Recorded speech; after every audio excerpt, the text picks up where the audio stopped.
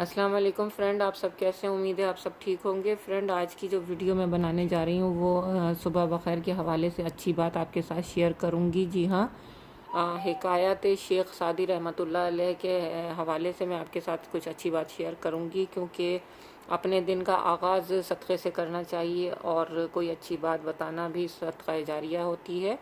तो फ्रेंड, इससे पहले मैं आपको शेख सादी रहमतुल्लाह अलैह की कोई हिकायत आपको बताऊं। अगर आपने मेरा चैनल सब्सक्राइब नहीं किया तो उसे जल्दी से सब्सक्राइब कीजिए, साथ ही बेल आइकॉन का बटन दबाएं ताकि आपको मेरी तमाम आने वाली इंफॉर्मेटिव वीडियोस की नोटिफिकेशन मिल सकें।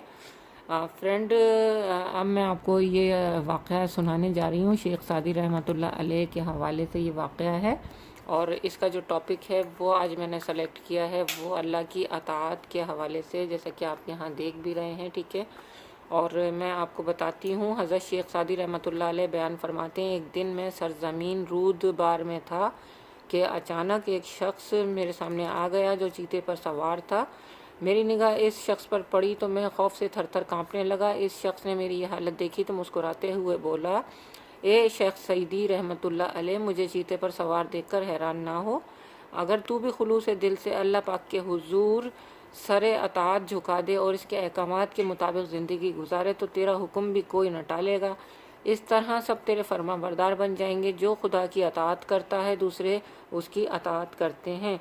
इस शख्स ने सिलसिला कराम को जारी रखते हुए कहा, जब बादशाह खुदा का हुक्म बरदार बंदा बन जाता है तो खुदा उसका मददगार और मुहाफिज भी बन जाता है, और जब खुदा दोस्त बन जाए तो फिर ये बात मुमकिन ही नहीं कि वह अपने दोस्त को किसी दुश्मन के हवाले कर दे या दुख दे। ज़िंदगी गुजारने का यही सबसे अच्छा रास्ता है। फ्रेंड, ये तो आज की हिकायत थी जी, मैंने आपको बताई, और अब मैं आप लोगों को इस हिकायत के हवाले से कुछ वजाहत है मैं वो भी आपको बताऊंगी।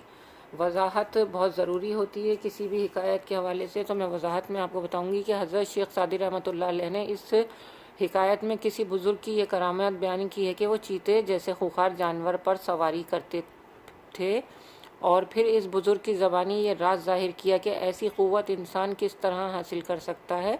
जो लोग रूहानियत के कायल नहीं वो करामत और मौजज़ात के भी कायल नहीं हो सकते। इसी तरह एक सच्चा मुसलमान इनका इनकार नहीं कर सकता। ये बिल्कुल ऐसी ही बात है जैसे कि साइंस से नाआशना शख्स एक्सरेज के अमल को नहीं समझ सकता, हज़ार बार समझाने पर भी एटम की माहियत से आशना नहीं हो सकता।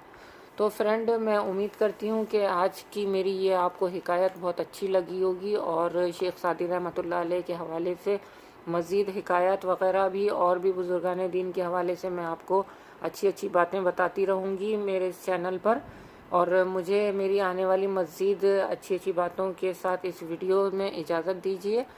अपना बहुत सारा ख्याल रखिएगा, मेरी वीडियो को ज़्यादा से ज़्यादा शेयर कीजिएगा।